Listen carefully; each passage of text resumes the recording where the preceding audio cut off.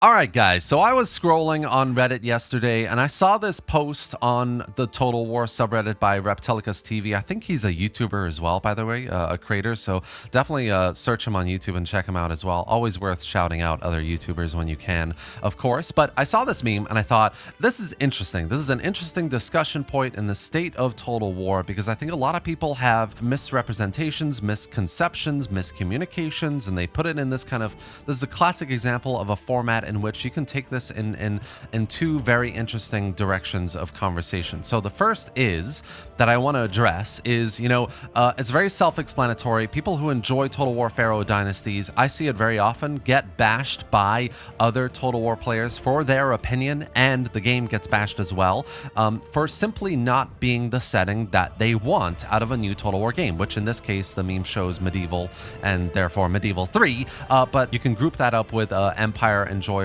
people who enjoy that setting, and people who want to see an Empire 2 as well, right? I often see a lot of Total War Pharaoh Dynasties players getting bashed and opinions invalidated because it's a subpar setting that doesn't really fit in the formula, and it's boring, and it's not medieval 3 or Empire 2, so it's not worth looking into, playing, checking out. It's not worth it, right? It's not the setting that people asked for. I do see that often enough, and I do in a way sympathize with Total War Pharaoh Dynasties players because it does happen often. I do see a lot of people going in there saying this is crap, it's not Empire. Why should I give this the time of day? CA just need to make an Empire 2 Medieval 3. So many people want it. Like, you guys don't matter. It didn't work. It flopped anyway. Like, whatever. I see that really often. So I sympathize with these players because it's not fair. It's really destructive. It's not a constructive conversation to have, and it's absolutely not fair to invalidate another person's opinion or his or her enjoyment of a game. Like, that's just totally not worth having a conversation about. Like, people enjoy the games that they enjoy. Let them have it. It's totally fine. Like, we live in a world where people should be able to enjoy what they enjoy. That is a part of freedom, freedom of choice. So, I never go out of my way to bash Pharaoh Dynasties players and what they, enjoy the game. Like, I think that's a really silly thing to do, really. So, yeah, I really sympathize with Pharaoh Dynasties players in this way. There's definitely a vocal, toxic minority, and I really believe this. Everything that you see online, that you read, watch, hear, including this video, there's a vocal minority of people that are not representative of the whole at all, basically saying these things, right? And in this case, it's very toxic, it's negative, it's bashing and putting down, it's invalidating a set of players who really enjoy Pharaoh Dynasties, and that is unfair, it's unjust, and it's not right. And it's definitely not representative of the majority of the player base. Now, this is destructive, right? It's not fair, like I said. But the other side of the coin, the problem that I'm going to get into in this meme, is equally, there is a narrative, I think, and I see this a lot, very often as well, a conversation that is had within Pharaoh Dynasties players, communities, etc., that almost blame, they almost kind of accept and then blame the kind of misconception and misunderstanding of Total War Pharaoh Dynasties, and therefore the failure, the flop of the game in the eyes of the Total War community, because it is not the setting that they're looking for. And, through that, it is not Medieval 3 and Empire 2. There's a sort of two-way street in this, that Dynasties players sort of blame these people as if they're the majority of the player base because it's not Medieval 3 and Empire 2, simply, and that is just not true either. It's equally demonizing and invalidating because that may be a small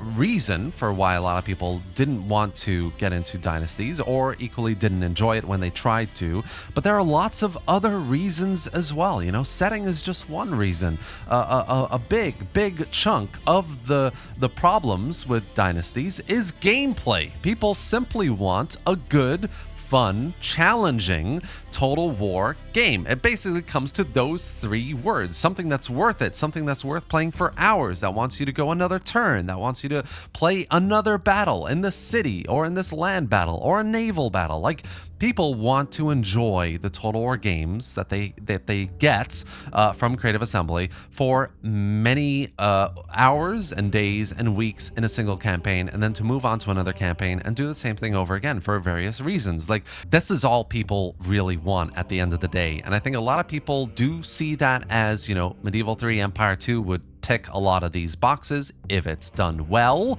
And, you know, there's a big if there, the question mark, if it's a good game, right? And that's what most people, I think, really worry about. You know, maybe I am a vocal minority and I'm not representative. Maybe this is what most people don't feel. You know, maybe I'm just kind of making it up. But I really do believe that simply all people want is a game that they're going to enjoy for many thousands of hours. And most people looked at Pharaoh Dynasties, some of them probably played it as well, and simply found that it's not the game that they're looking for from a gameplay perspective. So to, you know, for Pharaoh Dynasties players to chalk it up, and I do see it often, to chalk it up to it's simply not Medieval 3 Empire 2. This is all that most historical players want, and it's wrong. You know, we should be open to new settings, and Pharaoh Dynasties is actually a good game. People should really give it a try. This is why the game flopped, because people are not open-minded enough. Like, that is simply not the primary reason. It is probably a reason within the pool of possible you know, reasons, justifications for why people didn't pick it up and play it. But there is a much wider issue with Total War games, I think, in the moment, in the state of the franchise, and that is that each really historical, and, you know, Warhammer and the fantasy games have gone through this to a certain degree as well. Each game just doesn't meet expectations from a gameplay perspective. There are issues with these games that CA consistently refuses to deal with, and the design aspects, especially of the latest historical Total War games, Troy, Pharaoh, and to a very large certain degree Three Kingdoms, are influenced by the Warhammer side of the franchise that people simply don't think is a good fit with these games. It's simple. Like, from a design perspective, there's that issue. There are consistent features and issues and bugs that are not resolved. There's definitely a kind of a very love-hate, more so hate, I would say, still, relationship with Creative Assembly and how they treat their player base and their games, right? Especially post-launch, and all of that, and plenty of other reasons that I haven't talked about here, I think is really why Pharaoh Dynasties wasn't picked up by the majority of the player base, right? So yeah, I think these are the two things that I just wanted to touch on. You know, I do really sympathize with Pharaoh Dynasties players for the treatment that they get from a certain vocal toxic minority that do bash their opinions and the game that they play for simply not being Medieval 3 and Empire 2. That definitely happens. But I do think equally they are not being fair on the rest of the historical Total War player base who, you know, of course, some of them want to see Medieval 3 Empire 2, but most of them just want to see a good, fun Total War game that has potential for thousands of hours of gameplay, much like the way the games made them feel and the experiences they had with older games like Medieval 2, Rome, Shogun 2, Empire, and to a certain degree Rome 2, Attila. And these games simply haven't had that same sort of impact and effect. So yeah, that's what I want to talk about. That's what I wanted to talk about today in this video. I think it's worth discussing because I see it very often, and I see this kind of communication, and I really sympathize with these players. You know, there are plenty of people who really enjoy it. When you look at the charts, you know, there aren't that many people who enjoy it, but the ratings, the reviews are really high. So the people who are interested in the setting really do enjoy the setting. I think that's what it shows more than anything. If you really like the idea of a Bronze Age, you know, it's the East, it's Mesopotamia, you know, Anatolia, Egypt, Greece, all in this game. It's really never been done to this degree in a game before, in a strategy game.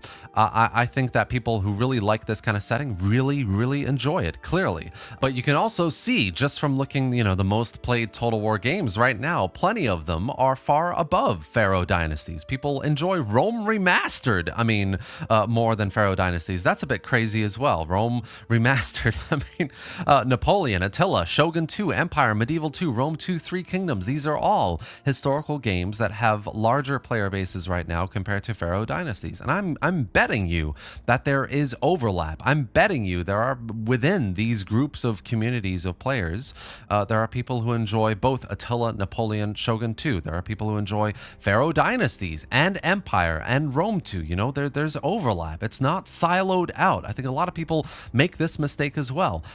So, you know, it's not a case of, you know, the entire player base rejected Pharaoh Dynasties because it's the wrong setting. I don't think that's the case. I think it's simply, you know, that might be a small minority of people, like I said.